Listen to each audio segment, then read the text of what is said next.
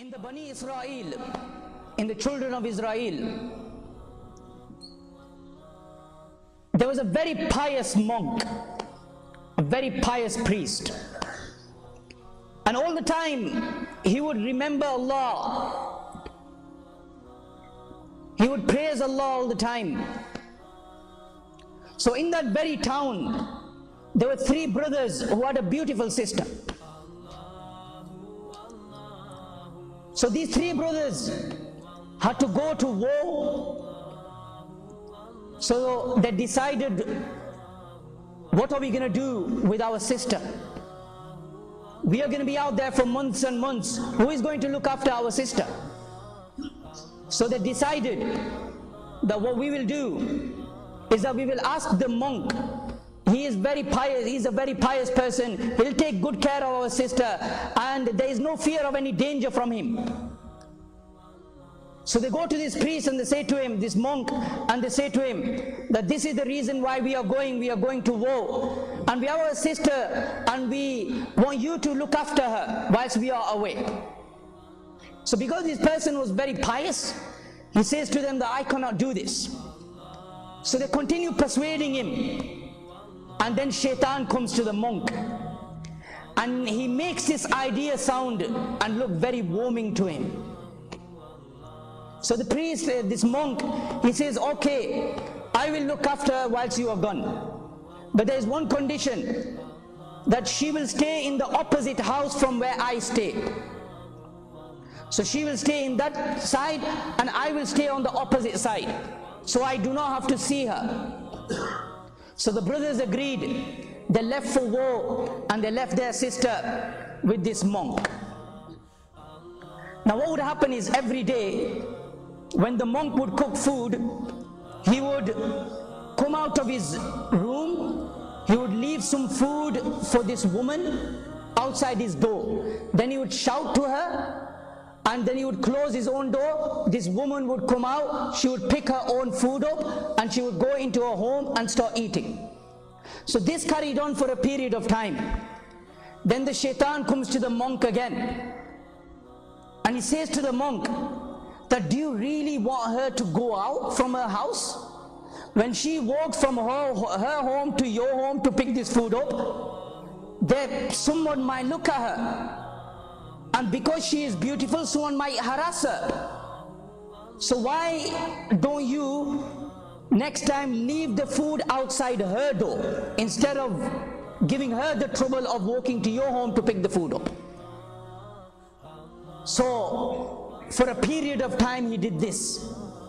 He would leave the food outside her home, and she would open the door and she would eat her food. Then the Shaitan came to the monk again, and he said to the monk, you know, this is a sister, and she is the only sister of three brothers, and she's been stuck in that room. She's been like a prisoner in that room. So why don't you go and chat to her? Why don't you go and talk to her? So he goes there, and for a period of time what he would do is, he would sit outside the house, she would sit inside, and this is how they would talk. And he carried on for a period of time. And then Shaitan, he made him say things, romantic things. He put all these romantic ideas into him. He put all these lustful ideas into his heart. So the conversation from decent, it went to immoral. He started making lustful talk with her, romantic talk with her. And then the Shaitan gave him another idea. He said, you know, you're so far from her, she's on the other side, you on this side. Why don't you just go inside the house? So then he left his place of residence altogether. A person who would pray all day and all night, he would go to her home in the morning, talk to her, chat to her, keep her company, and then at night he would return to his house to sleep. So one day whilst talking, he commits zina with her. He commits zina with her. Look how shaitan is working, step by step, step by step.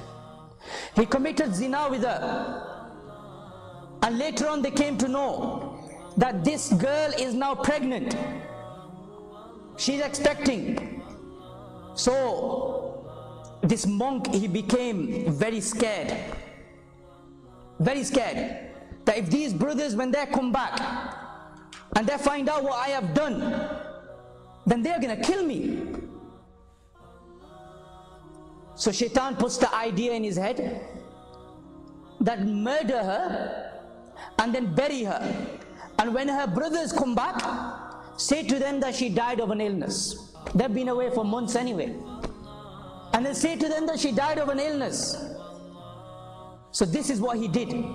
Whilst the child was still in the stomach, he buries her, killed her, and then buried her.